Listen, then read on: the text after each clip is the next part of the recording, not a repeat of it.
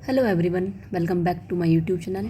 तो आज हम पढ़ने वाले हैं लाइफ प्रोसेस का last part that is called excretion. तो एक्सक्रीशन होता क्या है?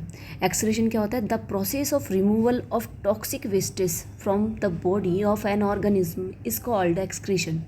कि हमारे पास में एक्सक्रीशन होता क्या है कि टॉक्सिक वेस्टेज को बॉडी से बाहर निकालना। ये टॉक्सिक वेस्टेज होते क्या है? ये नाइट्रोजीनस वेस्टेज होते हैं। ठीक है, ये कैसे होते हैं? नाइट्रोजीनस वेस्टेज होते हैं, वेस्टेज होते हैं। ठीक है, वेस्ट। ठीक है, अगर हम उसकी बात करें तो ह्यूमन सर्कुलेटरी सिस्टम हमारे लिए इंपॉर्टेंट होता है। ह्यूमन सर्कुलेटरी में हम क्या क्या पढ़ेंगे? एक्सक्रीटरी सिस्टम में क्या क्या पढ़ने वाले हैं?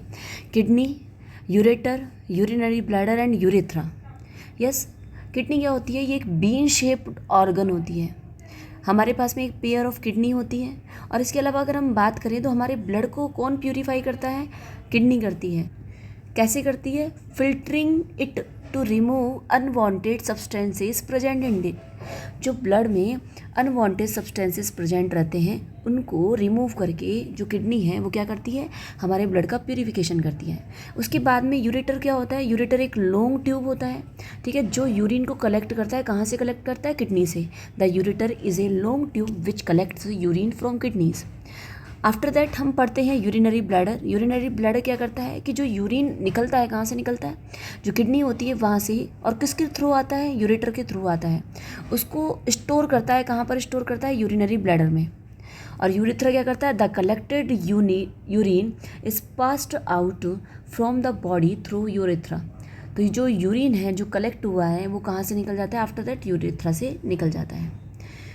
तो अगर मैं इसके डायग्राम की बात करती हूँ तो डायग्राम हमारा ये होता है। ठीक है, this is right kidney, this is left kidney. और ये जो लॉन्ग ट्यूब आपको दिख रही है ये वाली, इसको हम क्या बोलेंगे? यूरेटर बोलेंगे। किडनी में क्या होता है? ब्लड प्यूरिफाई होता है। ब्लड प्यूरिफाई होकर के जो टॉक्सिक निकलता है वो यहाँ पर से निकलता है। और कहाँ इकट्ठा होता है? यूरिनरी ब्लैडर में इकट्ठा होता है। और कहाँ से आप निकाल देते हैं उसको? यूरेथ्रा से के थ्रू निकाल देते हैं। ठीक है, और राइट किडनी थोड़ा सा नीचे की ओर होती है और जो लेफ़्ट किडनी है वो कहाँ होती है? थोड़ा सा ऊपर की ओर। क्योंकि राइट किडनी के ऊपर जस्ट हमारे क्या आ जाता है? लीवर आ जाता है। दैट्स वाई हम ये जो राइट किडनी होती है वो क्या होती है? थोड़ी सी नीचे की ओर होती है। उसके बाद हम बात करते हैं नेफ्रॉन की। नेफ्रॉन होता क्या है? देखिए, नेफ्रॉन क्या होता है कि जो एक किडनी की जो फिल्ट्रेशन यूनिट है, बहुत सारे नेफ्रॉन होते हैं। अप्रोक्सीमेट 1 किडनी में 1 मिलियन के आसपास होते हैं। तो ये क्या होती है? फिल्ट्रेशन यूनिट होती है। किसकी होती है? किडनी की होती है। उसके बाद में ये आपको कप लाइक स्ट्रक्चर दिख रहा है, this one is cup like structure. तो इसको हम क्या बोलते हैं? बोमेन्स कैप्सूल बोलते हैं। Nephron has a cup shaped structure at its upper and cold Bowman's capsule. This one, इसको हम क्या बोलेंगे? बोमेन्स कैप्सूल बोलेंगे। After that the Bowman's capsule contains A bundle of blood capillaries cold glomerulus. यहाँ पर क्या होता है कि बंडल ऑफ कैपिलरीज, बहुत सारी यहाँ पर बंडल इकट्ठे हो जाते हैं जिसे हम क्या बोलते हैं? ग्लोमेरुलस बोलते हैं। The renal artery brings, renal artery देखो, रीनल वर्ड डिनोट करता है किडनी को, और यहाँ पर ब्लड ला रही है। दैट्स वाई इसको हम क्या बोलेंगे? रीनल आर्टरी बोलेंगे। कौन सा ब्लड ला रही है? डर्टी ब्लड ला रही है, जिसमें क्या है? यूरिया है। ठीक है, यूरिया है जो किससे पास होगा? ग्लोमेरुलस से पास होगा। यहाँ से पास होगा। ये कहाँ से पास होगा? इस यहाँ से पास होगा। अगर हम थोड़ा सा पेन चेंज कर लेते हैं तो कहाँ से पास होगा? हमारे पास में यहाँ से पास होगा वो। तो जैसे ही पास होगा, glomerulus filters the blood passing through it. Glomerulus क्या करता है? ब्लड को क्या करता है? फिल्टर करता है जो इसके यहाँ से गुजरता है। उसके बाद में small molecules like urea, uric acid, extra glucose, amino acid, salt, water is filtered out and reaches the tubular part of nephron. ये कहाँ पर आ जाता है? इस पार्ट में जाता है, इस पार्ट में। ठीक है, अभी हमने क्या बनाया? बोमेन्स कैप्सूल बनाया। ठीक है, यहाँ पर आपके रीनल आर्टरी है, ये रीनल वेन है। रीनल आर्टरी क्या करेगी? डर्टी ब्लड लाएगी। रीनल वेन क्या करेगी? जो साफ ब्लड है वो लेकर के जाएगी। यहाँ पर आपके पास में क्या हो जाएगा? बंडल हो जाएगा, जिसे हम ग्लोमेरुलस कहते हैं, इसे हम बोमेन्स कैप्सूल कह रहे हैं। ये पार्ट जो यहाँ पर जैसे प्रेशर होगा तो प्रेशर के थ्रू ये जो डर्टी पार्ट्स है, जो डर्टी ब्लड है वो यहाँ पर निकल जाता है। ठीक है, और जो मेन पार्ट है, ठीक है, जो आपके जो भी यूज़फुल चीज़ें हैं वो इधर होकर के निकल जाती है, जैसे आपकी WBC हो गया, RBC हो गया, प्लेटलेट्स हो गई, ठीक है, ये सब इधर होकर के वापस निकल जाती हैं। तो जैसे ही प्रेशर गया तो प्रेशर के थ्रू यहाँ पर आपके कौन कौन आ जाएगा, यूरिया आ जाएगा, यूरिक एसिड आ जाएगा, एक्स्ट्रा ग्लूकोज आ जाएगा, अमाइनो एसिड आ जाएगा, सॉल्ट आ जाएगा, वाटर आ जाएगा। ये सब आपके कहाँ जाते हैं, नेफ्रॉन के ट्यूबुलर पार्ट में, this part okay, tubular part में जाता है। जैसे ये ट्यूबुलर पार्ट में आता है तो हम क्या बोलेंगे, after that in the tubular part of nephron selectively reabsorption. अब जो वापस यहाँ पर क्या होता है, इस ट्यूबुलर पार्ट में जो यहाँ पर आ गया उसका वापस रीअब्जॉर्प्शन होता है, जिसमें से यूजफुल सब्सटेंसेस को वापस अब्जॉर्ब कर लिया जाता है, that is glucose, amino acid, salt, water. ये सब हमारे लिए नेसेसरी है, ठीक है। कौन हट गया हमारे पास में, यूरिया हट गया, यूरिक एसिड हट गया, ठीक है।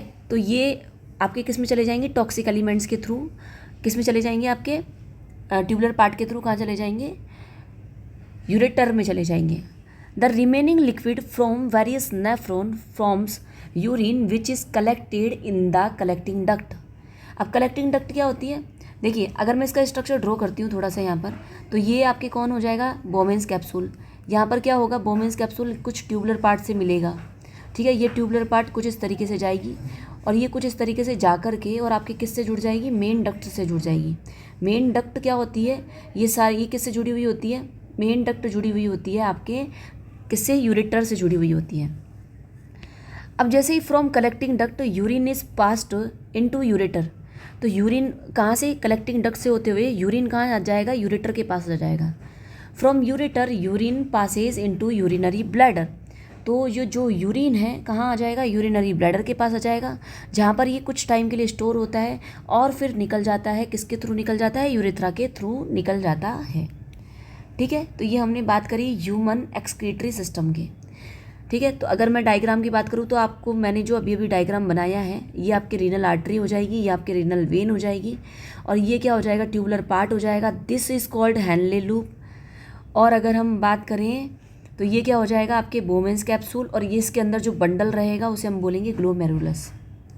आगे दे रखा है, name the nitrogenous waste that is removed from the blood in our kidney, कि हमारे अंदर से कौन सा नाइट्रोजिनस वेस्ट निकलता है, ठीक है। तो हम क्या बोलेंगे, यूरिया। क्या निकलता है, यूरिया का फॉर्मूले की अगर मैं बात करूँ, this is the formula of urea, this one. अब हम बात करते हैं एक्सक्रीशन इन प्लांट्स की, ठीक है। अब एक्सक्रीशन कैसे होता है, प्लांट कैसे एक्सक्रीट करते हैं भाई, उनमें भी टॉक्सिक चीज़ें होंगी। तो देखो गैसियस वेस्ट कैसे निकलेगा, स्टोमेटा से और लेंटिकल से। स्टोमेटा मोस्टली ग्रीन पार्ट में होता है, लेंटिकल्स मोस्टली ब्राउन पार्ट में होता है, ओके। सॉलिड और लिक्विड वेस्ट कैसे निकलेगा, थ्रो शेडिंग ऑफ लीव्स की शेडिंग से जो सॉलिड और लिक्विड वेस्ट है वो निकल जाएगा। In the form of gum and resin, किससे, गम और रेजिन की फॉर्म में से भी जो टॉक्सिक पार्ट है प्लांट्स का वो निकल जाएगा, और जो मिट्टी होती है उसके आसपास सराउंडिंग सॉइल्स होती है उसमें से होते हुए निकल जाएगा। इस तरीके से हमारा जो लाइफ प्रोसेस चैप्टर है वो कंप्लीट होता है। If you like my video then like, share and subscribe. Thank you so much to all.